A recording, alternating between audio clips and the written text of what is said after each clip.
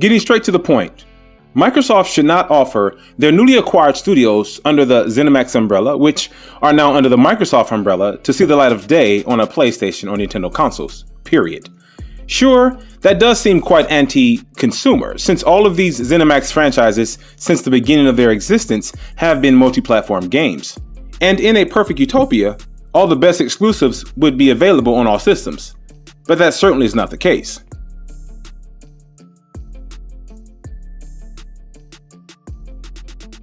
The reality is, this is a business, and the sooner Microsoft realizes this, which we believe they have, the sooner they can laugh at the notion that says, created by Sony and purchased by Microsoft. You know, that saying where apparently this meaning is associated with the notion that because Sony's first-party games are created in-house, it is okay for their games to remain exclusive to Sony's PlayStation platforms, and rightfully so.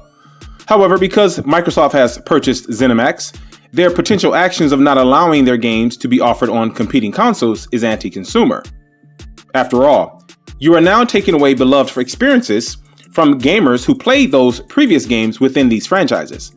So in essence, Microsoft will be forcing consumers to adapt their hardware to play those games. I get it. Yet, to this point, we say too bad.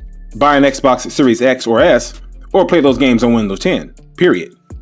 But before you commission a contract for our heads, please hear us out. Just hear us out a little bit here. Now, don't get me wrong. Sure, it would be great for gamers if Microsoft decided to offer these Zenimax games on competing platforms. Some even suspect this to be Microsoft's best maneuver, as a way to generate immense revenue, as well as position a strong argument for why Xbox Game Pass is the best value in gaming, when contrasting it against the same games costing $70 on competing hardware. Also, there have been many who believe Microsoft will more than likely treat this latest acquisition the same way they did Mojang regarding Minecraft and its multi-platform success. Adding to this point, Microsoft's statement on games being measured on a case-by-case basis now has some holding out hope that for the most part, the upcoming games within these successful franchises will be business as usual. To which again, we say don't bet on it. If you want to play future games within franchises such as Doom and Fallout, as well as Elder Scrolls, Dishonored, Wolfenstein, The Evil Within, Prey, and even the hotly anticipated new IP known as Starfield, including other hotly anticipated games such as Hellblade 2: Senua's Saga, the majority of these games we believe will only be playable on Xbox and Windows 10 for the foreseeable future, and rightfully so.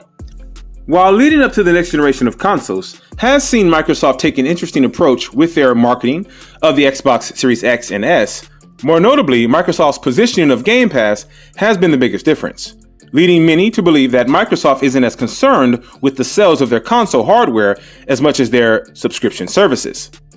To this I say, don't believe for 1 second that Microsoft doesn't care about selling consoles.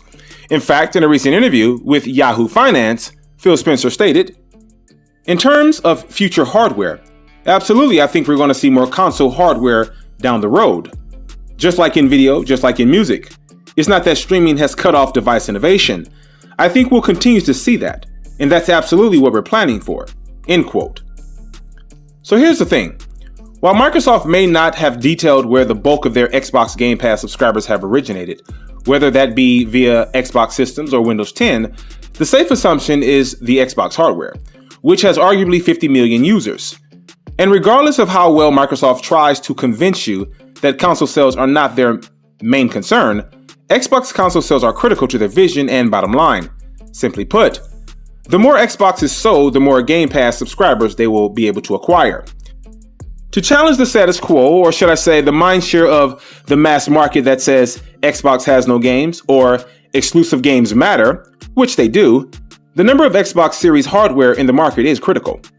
To drive console sales, the games coupled with an attractive value proposition equals more Xbox Game Pass subscribers. It's that simple. Or in other words, don't share your exclusive toys. Play the long game, Microsoft, of building the Xbox Game Pass subscriber community by leveraging each Xbox and Windows 10 exclusive to the hardware's unmatched value. We believe the smart play for Microsoft with their acquisition of Zenimax is to only offer those games on Xbox consoles and Windows 10 for the foreseeable future. And there you have it.